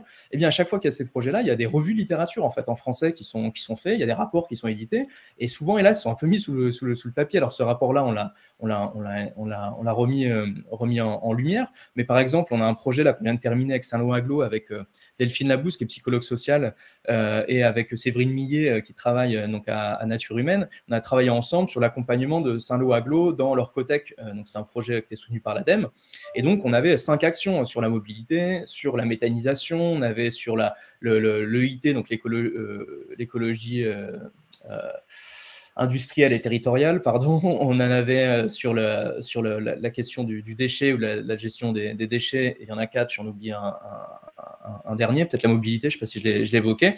Bref, pour chacun de ces projets, on a regardé ce qu'on connaissait déjà. Et donc, on en a fait des fiches qui sont disponibles sur le site de Delphine, dont je vous ai mis le lien, qui permettent déjà en fait, à chacun d'aller regarder en fait, ce qu'on sait déjà sur ces questions d'un point de vue comportemental. Et là, j'ai mis des rapports qu'on a en cours de publication, alors de mise en valeur graphique, parce que vous voyez qu'entre ce qu'on fait en tant que chercheur indépendant et ce qui se fait, il y a une petite différence de lisibilité entre les deux, mais sur le rapport sur l'artificialisation, on a un rapport de 150 pages, on est en train de faire une synthèse beaucoup plus préhensible avec une mise en valeur graphique sur le projet sur le SMIC-Val aussi. Bref, pour chacun des projets qui sont faits ou par d'autres, eh bien, il y a des publications qui sont faites sur ce qu'on connaît déjà. Et donc ça, déjà, je pense qu'il y a un enjeu de les valoriser, parce que c'est de la connaissance en français, souvent rigoureuse quand c'est fait par des personnes qui ont une formation assez spécifique sur ces questions, de les mutualiser en fait. Donc on est en train de faire ça un peu au acte là, mais je pense que la DITP a un rôle à jouer là-dedans, et aussi de trouver des manières de les porter à connaissance de manière plus adaptée. Donc la mise en valeur graphique, c'est un point, mais ensuite peut-être de faire d'imaginer d'autres formats en fait de transmission des connaissances. Donc je pense qu'il y a déjà beaucoup de choses ici qui sont déjà disponibles, qui pourraient éviter de réinventer la roue. C'est-à-dire quand on fait appel à nous sur des projets, il y a déjà plein de choses qui ont été faites, il y a plein de synthèses qui ont été faites. Alors c'est important de les réactualiser parce que la recherche évolue en permanence, mais je pense qu'il y a déjà beaucoup de connaissances sur lesquelles on pourrait s'appuyer pour éviter à chaque fois de refaire le processus. Et parce qu'ensuite, une fois qu'on a ces connaissances génériques sur la littérature, il faut aller les appliquer sur un territoire, comprendre, aller faire des focus group, des entretiens, etc. Donc il y a déjà beaucoup à faire cette partie diagnostic, donc tout ce qui est synthèse de connaissances, du côté recherche fondamentale ou même de recherche indépendante des consultants, il y a pas mal de choses à faire. Un second point, c'est de tenter de sortir de l'approche solution, en fait. Quand on parle de nudge, souvent, on a cette idée de solution, ou ça va être de levier d'action qu'on peut mobiliser un peu de manière générique pour finalement renverser la perspective et de se dire que ces connaissances-là, ce n'est pas uniquement des leviers d'action, c'est des clés de compréhension, d'analyse. Et donc, il y a, je pense, une question à poser qui est pourquoi cet attrait qu'on voit de plus en plus monter sur l'apport des sciences comportementales à l'action publique, et puis de s'interroger, en fait, de savoir, finalement, est-ce qu'on est attiré par ces disciplines parce qu'on pense qu'elles vont nous donner des solutions efficaces, peu chères, etc., ou est-ce qu'on pense qu'elles vont permettre de réinterroger ces pratiques, la fabrique de la politique publique, pour être plus efficace, plus adapté, plus juste, etc. Je pense que c'est le deuxième cas qui est le plus prometteur et juste et intéressant. Et donc, ça nécessite d'élargir le champ d'application et de considérer le changement de comportement pas comme la finalité, mais finalement comme un point d'entrée dans les problématiques de transition.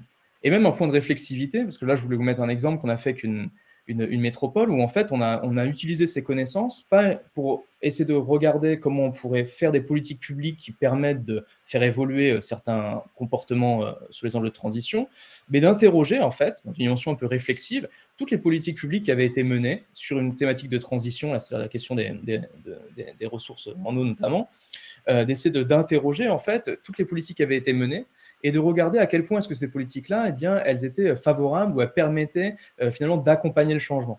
Et donc, on a tenté de faire 4 grandes catégories. Les politiques publiques qui tentaient de sensibiliser des publics, celles qui tentaient d'engager, de motiver, celles qui étaient plus dans une démarche d'accompagnement, de soutien, qui étaient sur le travail, non pas sur la motivation individuelle, mais sur l'organisation collective, l'aménagement public, l'espace public, la rénovation des bâtiments, bref, tout ce qui est l'environnement en fait, social et matériel, qui permettent le changement et qui conditionnent la marge d'action et la marge de changement.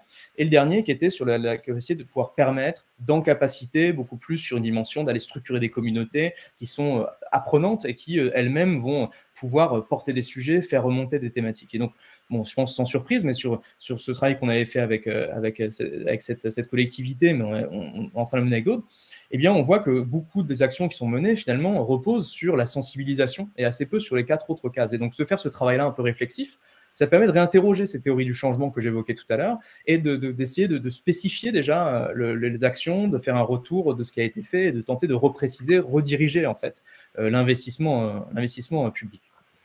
Un autre point, pour moi, qui est important, c'est de tenter de favoriser le croisement des approches et des champs d'innovation publique dans une perspective d'impact, parce qu'on est face à une urgence de transformation, on l'a évoqué, et donc d'avoir des politiques publiques plus impactantes, mais centrées sur l'humain, donc juste, adaptées, qui ne sont pas génératrices d'inégalités, ça nécessite aussi de croiser les approches. Et donc, il y a l'innovation qui est publique, qui est faite sur le design, qui est faite sur les sciences du comportement, qui est faite sur l'évaluation des politiques publiques. Et donc, il y a une nécessité de comprendre comment est-ce que les sciences comportementales peuvent s'intégrer en fait dans ces autres champs-là pour finalement tenter d'avoir des actions conjointes et de croiser les forces. Donc, ça rejoint la conclusion du rapport que vous lirez, où j'ai évoqué cette piste. Et en fait, on est en train de la creuser actuellement avec Strategic Design Scenario, qui sont des designers, Cadran Conseil, qui font l'évaluation des politiques publiques, Rive Nord, qui fait de l'animation et du design, et puis un sociologue à l'Université libre de Bruxelles, où là, on a joint nos forces, en fait, on a croisé les sciences cognitives, la sociologie, le design participatif et l'évaluation des politiques publiques dans une approche finalement de participative, entre co-design et un peu co-recherche. On a embarqué avec nous un certain nombre de foyers pour réfléchir quelles étaient les possibilités de transformation, soit matérielles, soit physiques, soit ça pouvait être des approches un peu de nudge, ce qu'on appelle le self-nudging, donc s'auto-nudger ou se mettre des petits rappels, etc. Bref, on a travaillé avec ce public-là pour bien les amener à avoir une transformation à leur échelle, mais aussi d'essayer de réfléchir à ce qui se fait dans l'échelle plus collective, à l'échelle du foyer, au sein des familles. Il y a des dynamiques sociales au sein des familles, du foyer, des quartiers, de la métropole. Voilà, on pourra en discuter si vous voulez. Les publications vont sortir incessamment sous peu, mais c'est un exemple de tentative de croisement sur lequel on travaille de plus en plus de finalement s'insérer dans d'autres champs d'innovation.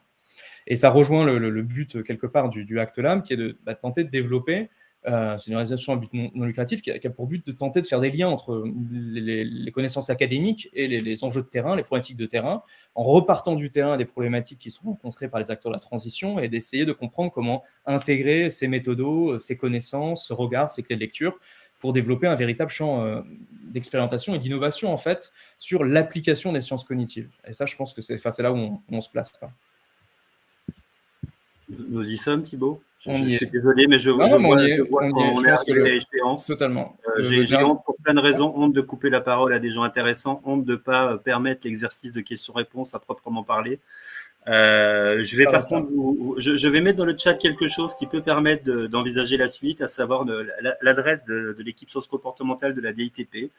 Ce faisant, vous pourrez nous contacter si vous voulez, par exemple, solliciter ces gens, si vous voulez accéder aux présentations, par exemple. Je pense qu'il y a des choses qu'on peut partager. Et puis aussi, quand même, je vais essayer de répondre à des questions qui sont venues un peu en filigrane dans le chat. Sur la possibilité d'accompagnement. Évidemment qu'une des options, c'est de se rapprocher de la recherche, mais ce qui suppose de temps en temps quand même de trouver des solutions juridiques pour ce faire. Et il y a une autre option qui est de passer un petit peu par nous. On a la possibilité, on a nos expertises, on a nos marchés, on a nos ressources financières qui permettent d'envisager un certain nombre de projets. On est ouvert à la discussion pour envisager des choses. Tant que possible, on est sur des sujets quand même qui ont à voir avec l'action publique de l'État. C'est un peu notre limite. C'est pas une limite parce que ça permet quand même d'envisager plein de choses. Mais très concrètement, vous pouvez nous solliciter pour envisager des choses. Je suis encore une fois désolé, mais le 11h01 est fatidique. Il va falloir arrêter. Je remercie encore très, très sincèrement nos intervenants. Franchement, vous avez été remarquables. Je remercie aussi les troupes des coulisses qui ont permis l'organisation de la chose. Vous pouvez revenir dans un mois à peu près pour un prochain mardi de l'innovation qui, je crois, sera consacré aux thématiques d'insertion professionnelle, avec là aussi un peu de sciences comportementales, du design également. Voilà, et là je vais me taire et j'ai honte, je vais devoir faire disparaître tous ces visages. Je vous remercie énormément tous. Et puis donc écrivez-nous on fera en sorte de vous partager tout ce qui est partageable, mais écrivez-nous à la petite adresse que je vais remettre à l'instant ou pas. Non, je ne vais pas y arriver. sciencescomportementales.ditp@modernisation.gouv.fr. Je sais, c'est l'adresse la plus simple du monde. J'ai honte de finir là-dessus. Je vous remercie tous et bonne journée. Salut, bonne journée. Au revoir, merci. Au revoir tout le monde, merci beaucoup.